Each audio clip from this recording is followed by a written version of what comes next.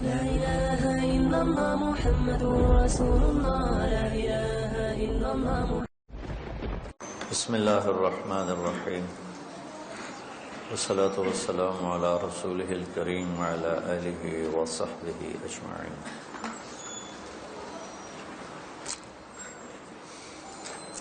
اکابر دیوبند میں مولانا محمود الحسن رحمۃ اللہ علیہ، جن کو شیخ الہند کہا جاتا ہے، یہ جب تحریک ریشمی رومال ناکام ہو گئی، اس میں مولانا عزیر گل رحمۃ اللہ علیہ، مولانا حسین احمد مدنی رحمۃ اللہ علیہ اور شیخ الہند، یہ مالٹا میں کوئی 3 برس قید رہے۔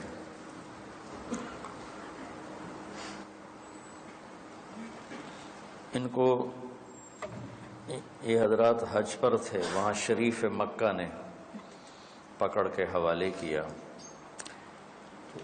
شیخ الہند صرف ان کو چاہیے تھے۔ ان 2 شاگردوں نے رضاکارانہ اپنی گرفتاری پیش کی کہ آپ ہمیں بھی گرفتار کریں، ہم اپنے استاد کے ساتھ رہنا چاہتے ہیں۔ تو انہوں نے کہا بھی صحیح کہ آپ دونوں ہمارے مطلوب نہیں ہو، کیونکہ ہیں یا نہیں ہیں، ہم نے ان کے ساتھ رہنا ہے۔ تو پھر 3 برس یہ حضرات وہاں مالٹا میں اسیر رہے۔ مالٹا اٹلی کے ساتھ ایک جزیرہ ہے، اب تو بہت خوبصورت ہے، اس وقت وہ سزا کے لیے وہاں بھیجا جاتا تھا۔ تو جب واپس آئے تو انہوں نے ارشاد فرمایا کہ میں نے 3 سال غور کرتا رہا کہ امت پر یہ زوال کیوں ہے اور امت دین سے دور کیوں ہے۔ تو مجھے یہ اندازہ ہوا کہ امت قرآن سے دور ہو چکی ہے، اور اب میں نے یہ سوچا ہے کہ میری جتنی باقی زندگی ہے وہ میں امت کو قرآن سے جوڑنے کے لیے لگا دوں گا۔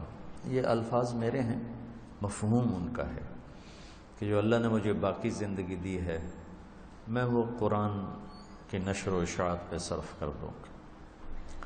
تو پتہ نہیں مجھے کہاں سے اچانک یہ بات یاد آ گئی، چونکہ قرآن کا سلسلہ چل رہا ہے تو قرآن کے مضامین سے ہم ناآشنا ہیں، قرآن کس لہجے میں بولتا ہے اس لہجے سے ناآشنا ہے، تو قرآن کا حسن کیا ہے جس نے عرب کے پتھر دلوں کو پگھلا دیا، ہم اس سے ناآشنا ہیں۔ حالانکہ عربی پڑھنے کا مطلب تو یہ تھا کہ ہم صرف ترجمہ تک نہ پہنچتے بلکہ حسن قرآن اس تک پہنچتے۔ حضرت عمر کو پہلا جو جھٹکا لگا اسلام کا وہ بہن کا واقعہ بات کا ہے۔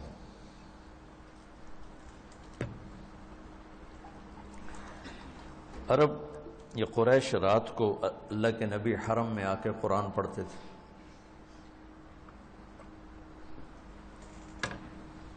دائیں بائیں چھپ چھپا کے قریش آپ کا قرآن سنتے تھے، چونکہ ولید بن المغیرہ جیسے نے کہا تھا ان فیہ لحلاوہ وان علیہ لطلاوہ وان اسفلہ مغدق واعلاہ مثمر وانہ لیعلو ولا یعلی وانہ لیحطم ما تحتہ۔ کافر کے تبصرہ ہے، کیا کمال کر دیا۔ تو ایک دفعہ حضرت عمر رضی اللہ عنہ پردے کے پیچھے چھپ کے کھڑے ہوئے تھے اور اللہ کے نبی نفل پڑھ رہے تھے،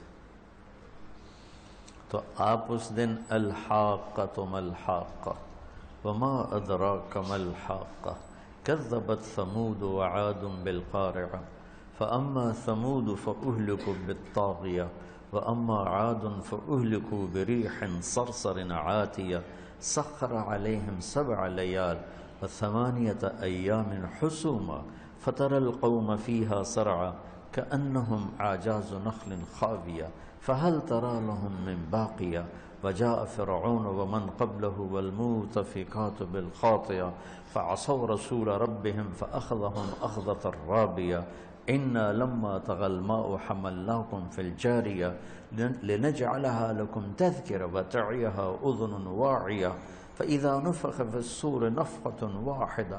الفاظ کا ردم محسوس ہو رہا ہے؟ سبحان اللہ. اس میں موسیقی معلوم ہو رہی، کس طرح چناؤ ہے اور کس طرح ایک بہتا دریا ہے. وحملت الارض والجبال فدکتا دکتا واحدا فیومئذ وقعت الواقعہ. حضرت عمر رضی اللہ عنہ مست ہوتے جا رہے ہیں.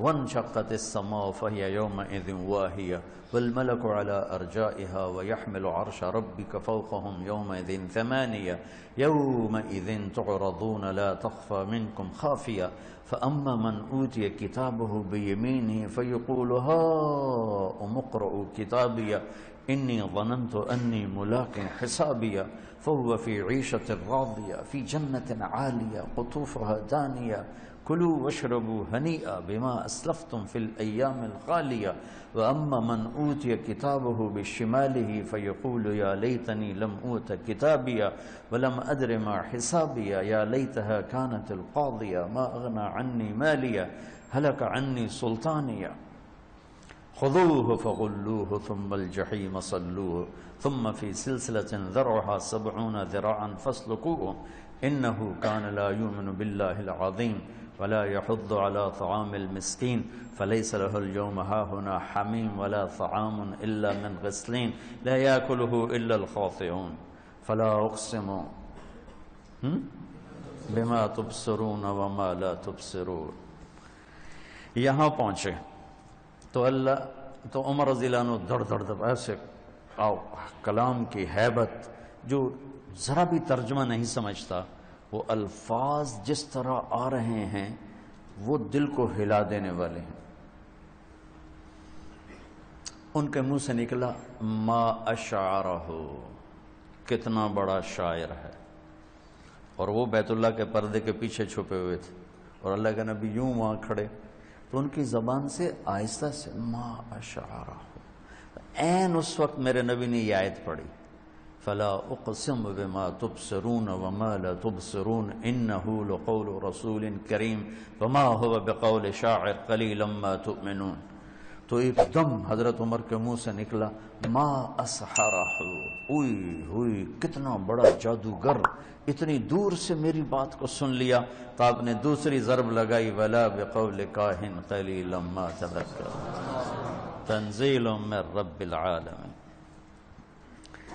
اور قرآن ایک جیتا جاگتا پیغام ہے. شیخ الہند جو ہماری بنیاد ہیں، پہلے شاگرد محمود الحسن دیوبند کے، پہلے استاد محمود احمد اور پہلے شاگرد محمود الحسن، جنہوں نے 4 چاند لگا دیے دیوبند کو، اپنی جہود، للہیت، اخلاص، منحنی، دبلے پتلے، اور انگریز سے ٹکر لے کر کیا سے کیا کر دکھایا بابا. لیکن جب قوموں کے سفینے ڈوبتے ہیں تو پھر ملاح بچا نہیں سکتے. ملاح کتنا ہی ماہر ہو، جب کشتی کے پھٹے ٹوٹ جائیں تو وہ کشتی کو کیا بچائے گا. تو ادھر ادھر کی نہ بات کر، یہ بتا کہ قافلہ کیوں لٹا، مجھے رہزنوں سے گلا نہیں، تیری راہبری کا سوال ہے. تو میں یہ چاہتا ہوں کہ مجھے پتہ نہیں یہ ہوگا کہ نہیں ہوگا، کہ میرے ذریعے سے ایک ایسی جماعت تیار ہو جائے جن کا ورد قرآن ہو، جو فذکر بولو فذکر بالقرآن بالقرآن بالقرآن من یخاف وعید.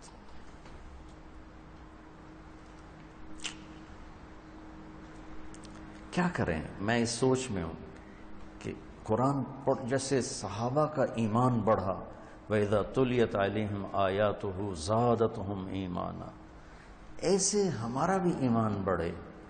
قرآن سنے تو ہمارے رونگٹے کھڑے ہوں. تقشعر منہ جلود الذین یخشون ربهم ثم تلین جلودهم وقلوبهم الی ذکر اللہ. ہمارے ساتھ ایسا کیوں نہیں ہوتا؟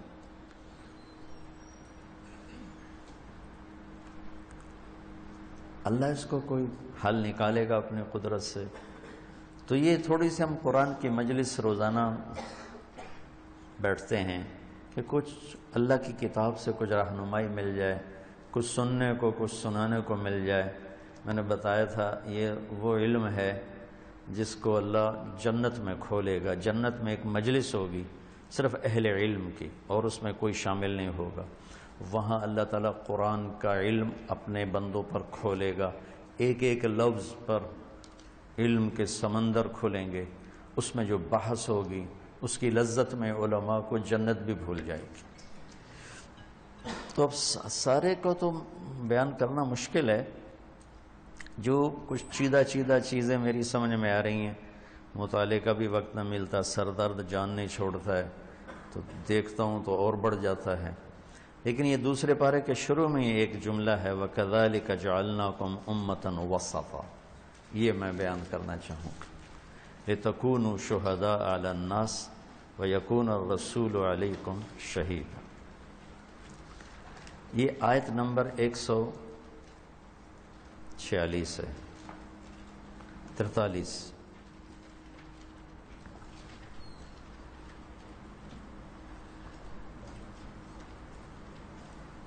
ایک 143 نمبر آیت.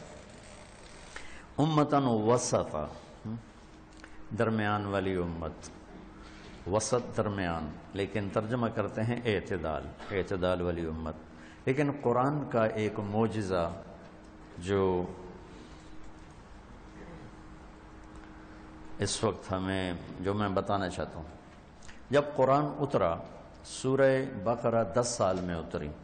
سورہ بقرہ 10 سال، اور اس میں کوئی آیات نہیں تھیں، وہ تو جیسے آ رہی تھیں اللہ کے نبی لکھوا رہے تھے. پھر اس کے بعد اس کو آپ نے ترتیب دیتے تھے، یہ یہاں لکھ دو، یہ یہاں لکھ دو، یہ یہاں لکھ دو. بعد کے علماء نے آیات، صورتیں، رکوع، زیر زبر، پیش، جزم، یہ ساری چیزیں قرآن کی خدمت بعد میں کی. تو سورہ بقرہ کی 286 آیات طے کی گئیں. کافی بات کی بات. سورہ بقرہ کی 286 آیات طے کی گئیں. یہ جو امتن وسطا، درمیان والی امت، اس آیت میں آئی جس کا نمبر ہے 143، جو 286 کا وسط بنتا ہے. یہ سمجھ میں نا کہ آیت میں لفظ وسط آیا ہے تو اللہ نے اسی لحاظ سے اس کو وہاں فٹ کروایا کہ آدھی سورہ بقرہ امتن وسطا. یہ قرآن کا حسن، قرآن کا اعجاز اور قرآن کا سحر ہے جو سر چڑھ کے بولتا ہے. ہر چیلنج، دعویٰ ٹوٹا ہے. ایک چیلنج آج تک باقی ہے، فَاتُوا بِسُورَةٍ مِّن مِّثْلِهِ. اس قرآن جیسی ایک سورت لے کے آ جاؤ. آج کل کمپیوٹر کتنا تیز ہے، ایک سورت ایسی بنا کے دکھا دو. آج تک اس کو کوئی چیلنج نہیں کر. قرآن پہ اعتراض ہیں، ایسا ہے، تکرار ہے، اپنی طرف سے لکھا ہے. لیکن اچھا چلو اپنی طرف سے لکھا، تم بھی لکھ کے دکھا دو. آج تک نہیں ہو سکا. بہت پہلے سے اس کی کوششیں شروع ہوئیں. عبداللہ بن مقفع ایک ایرانی ادیب تھا، عربی کا باپ تھا، عربوں سے بھی آگے. اسے لوگوں نے کہا تو قرآن کے مقابلے میں کلام تیار کر، تیرا گھر ہم سونے سے بھر دیں گے. اس نے 6 ماہ کی مہلت مانگی. 6 مہینے گھر سے باہر نہیں نکلا. 6 مہینے گھر سے باہر نہیں نکلا. وہ صرف لکھنے میں لگا رہا، لکھے پھاڑے. 6 ماہ بعد اس نے کہا یہ کلام قرآن کے مقابلے میں ٹھیک ہو گیا. 6 ماہ کے بعد گھر سے باہر نکلا، یوں گلی میں سے گزرا. کھڑکی کھلی تھی اور ایک بچی قرآن سامنے رکھ کے پڑھ رہی تھی، ادھر منہ کر کے. یہ یوں گزرا اور اس بچی نے پڑھا وَقِيلَ يَا أَرْضُ ابْلَعِي مَاءَكِ وَيَا سَمَاءُ أَقْلِعِي وَغِيضَ الْمَاءُ وَقُضِيَ الْأَمْرُ وَاسْتَوَتْ عَلَى الْجُودِيِّ وَقِيلَ بُعْدًا لِلْقَوْمِ الظَّالِمِينَ. یہ قرآن کی سب سے فصیح آیت ہے. قرآن سارا فصیح ہے، لیکن قرآن کی سب سے فصیح آیت 19 الفاظ اور 21 اقسام بلاغت، 19 الفاظ میں 21 کے 22 اقسام بلاغت ہیں۔ اس کو صرف علامہ طنطاوی نے اپنی تفسیر میں پورا لکھا ہے، جس کا شوق ہو اس میں دیکھ لے۔ میں وہاں سے دیکھ کے آپ کو یہ بتا رہا ہوں، لیکن میں نے آج سے کوئی میرے خیال 25-30 سال پہلے دیکھا تھا، تو مجھے وہ یاد نہیں۔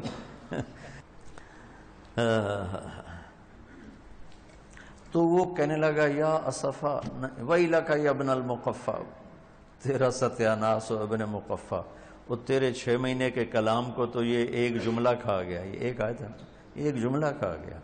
وہ تو سمجھتا تھا نا، واپس گیا اپنے کلام کو پھاڑ کے کلمہ پڑھ کے مسلمان ہو گیا۔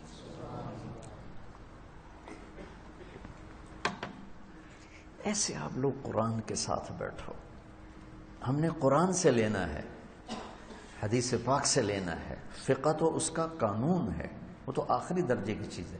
فقہ کی عبارت اس وقت تک دلیل نہیں جب تک اس کے پیچھے قرآن اور حدیث نہ ہو۔ فقہ کی عبارت اس وقت حجت بنتی ہے جب اس کے پیچھے کوئی قرآن کی آیت ہو یا حدیث پاک ہو یا کم از کم قول صحابی ہو، ورنہ تو وہ اس کی کوئی حیثیت ہی کوئی۔ تو خیر، اللہ کہہ رہا ہے ہم نے تمہیں امت وسط بنایا، اعتدال والی امت۔ یہ عام ترجمہ ہے، میں اس کا ترجمہ کیا کرتا ہوں، ہم نے تمہیں امت واسطہ بنایا، چونکہ اس میں واسطہ کے لفظ کی بھی گنجائش ہے، اور یہ میرا اجتہاد نہیں ہے، یہ ابن جریر طبری نے اس کا یہ ترجمہ کیا ہے۔ میں نے جبوتی کے اجتماع میں عربی میں بیان کرتے ہوئے کہا کہ ہم امت وسطہ بمعنی واسطہ ہے۔ کیا معنی واسطہ کا؟ کہ جیسے پہلے انبیاء اور ہمارے نبی اللہ اور بندوں کے درمیان واسطہ تھے اور لوگوں کو اللہ سے ملاتے تھے، جیسے اس موبائل کے ذریعے سے بہت سے لوگوں ہم سے جڑ گئے ہیں، تو یہ ہمارے درمیان واسطہ ہے۔ تو یہ تو انبیاء پہلے بندوں اور اللہ کے درمیان واسطہ، اللہ سے جوڑتے، اللہ سے ملاتے۔ قال یا قوم اعبدوا اللہ ما لکم من الہ غیر وإلی ہود اخاہم صالحا قال یا قوم اعبدوا اللہ ما لکم من الہ غیر وإلی ثمود اخاہم صالحا قال یا قوم اعبدوا اللہ ما لکم من الہ غیر۔ کہ ہر نبی اللہ سے ملاتا تھا۔ اب ہمارے نبی کے بعد کیا ہے؟ ما کان محمد ابا احد من رجالکم ولکن رسول اللہ و خاتم النبیین وکان اللہ بکل شیء علیم۔ آپ تو آخری ہیں۔ اب کیا ہوگا؟ اب کون بندوں کو اللہ سے ملائے، کون واسطہ بنے گا؟ تو اللہ نے کہا کذالک جعلناکم امۃ وسطا، ہم نے تمہیں امت واسطہ بنایا ہے۔ میں نے اس کو اس طرح بیان کیا۔ تو ایک عرب عالم بھی اور بڑے ادیب بھی، بڑے شاعر بھی، میرے بڑے اچھے دوست بھی، ڈاکٹر فوزی، اور غضب کے شاعر، ان کے میں اشعار سنایا کرتا ہوں۔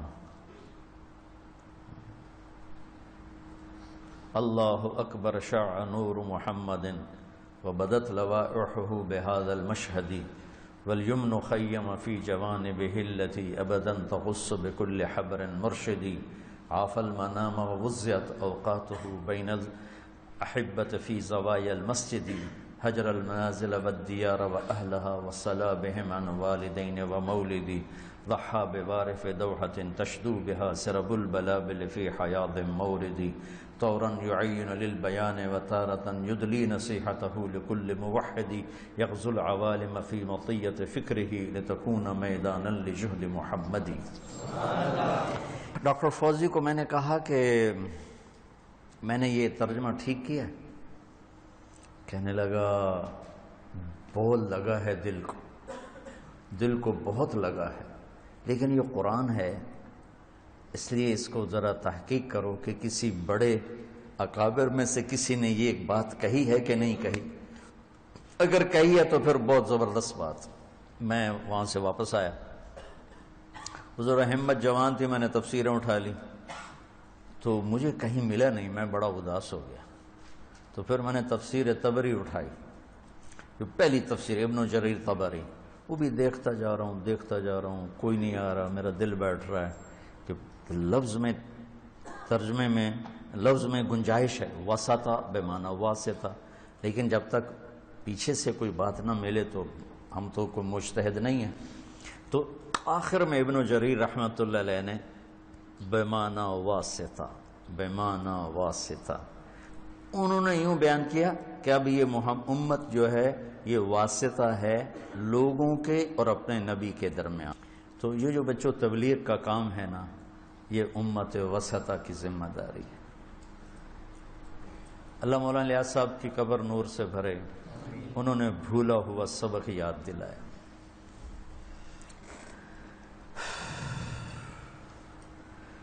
امت بھول ہی گئی تھی کہ اللہ کا پیغام سنانا بھی ہمارے ذمے ہے۔